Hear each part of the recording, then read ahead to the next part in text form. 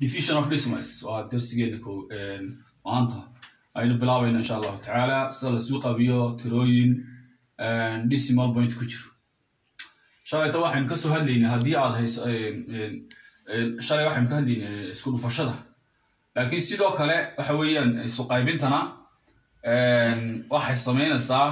hadii 1 0 iyo wata aad u qaybiso tiro decimal ku jira ama point ku jiro waxa dhacaya marka in dhinaca bidixda imka bidixda soo xagaa ma bidix marka halka taalo marka tiro u qaybiso oo tiradaas oo ah 1 0 iyo wata sida 10 100 1000 iyo wixii la mid ah dhibicda xaggaas ay u soconaysa xagga bidixda u soconaysa markii isku dhufashadana xagga miitay u socon jirtay hadda maanta tusaaleeda koobaad 17.3 divided by 100 baan haysana waa 17.3 oo loo qaybiyay maxay ahaayday 100 dhibicda xagga u dhaqaysa waxa u dhaqaysa xagga wax weeyaan xagga bidixda ayaa u dhaqaysa saddex god laba god baan dhaqaysa imka halkaas ay taalaan 7 iyo 1 xagga kale ay xagga shaka maraysa 7 iyo 1 ay xagga shaka maraysa taasna soo kale noqonaysa 0.173 taasoo sida mar haddii aad haysato tiro point ku jiro oo loo qaybiyo hal 0 ee wata ha isku dhibin waxa tirsataa kolba inta 0 haysato godad la mid ah ayay dhibicdu xagga bidix u soconaysaa dabeetana saasumaad ku xalinaysaa imka xilkeeda waa ka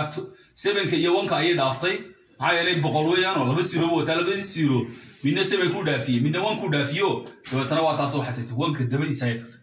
saasay ku dhantahay dhibicdu waa ka baxday wixii bay taas u leeyahay marka okay tusaalaha labaad waxaan haysanaa 14 divided by 7 iPhone divided by 0.7 okay equals and way ka duwan hayay 0 kuma jiro hal 0 wata ma laakiin waa tira caadi marka saasoo kala tahay waxa sameeyaa mid point ku jiro bedelan waa 14 loo qaybiyay 0.7 okay shalay waxaan soo dhiganay hadii tirada hal god xagga dhibic xagga ka xigo 10 baa u qaybsan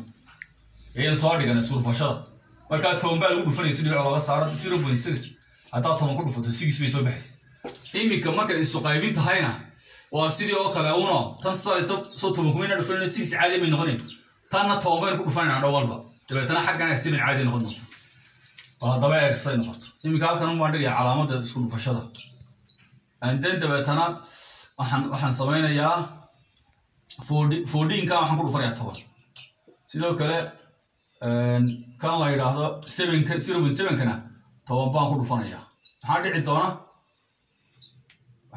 marka ay noqoto xaggani 140 xaggana waxay noqon 7 caadi oo dhibicda halka ay imanaysa dabeetana waa 7 caadi and then marka 14 iyo 7 baan soo qaybinayaa waxay noqonaysaa 2 ayay noqonaysaa ibirkan aan haystay xagga sarena waa raacinaya jawaabtu waa 20 ka marka jawaabtu maxay noqonaysaa 20 ka jawaabtu waa 20 si oo waxay noqotay been yar waadixino aynu israacinayo jawaabtu ay noqono sidoo kale loo qoro 414 iyo waxa la isku qaybiyay 0.7 and then down walba waxa lagu dhuftay 10 si dhibicdu uga baxdo xagga hoose ee waxa weeye jajabka ah ayaa down walba 10 lagu dhuftay marka waxaad xagga hoose ku dhufato ayay xagga sare ku khasban tahay oo marka waxay ka dhigan tahay waxa loogu dhuftay 10 dhan walba si aan u kala dheeliin oo kala badanin oo macnaheedu waxa weeye markii 0.7 toban lagu dhuftay 14 na 10 baa lagu dhufanaya then marka waxay ku soo baxay 14 ku dhufo 140 0.7 na 10 ku dhufo dhibicda ka baxday oo waa 7 waxa difficulty leh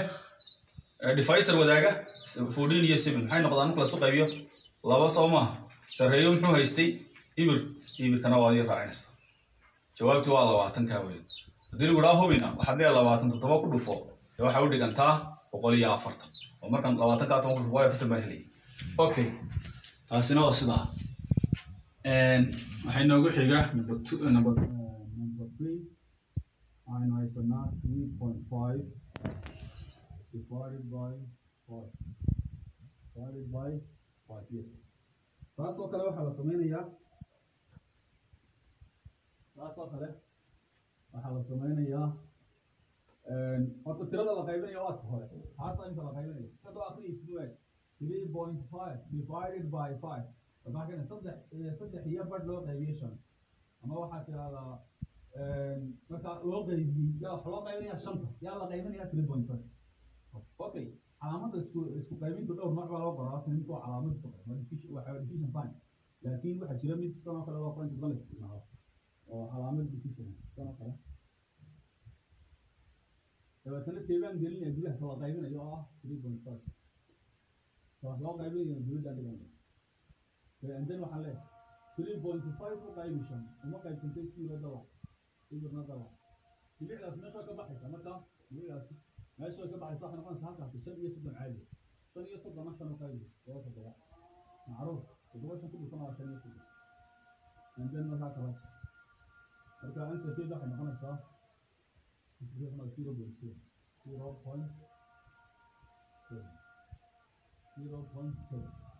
I like to have 3.5 divided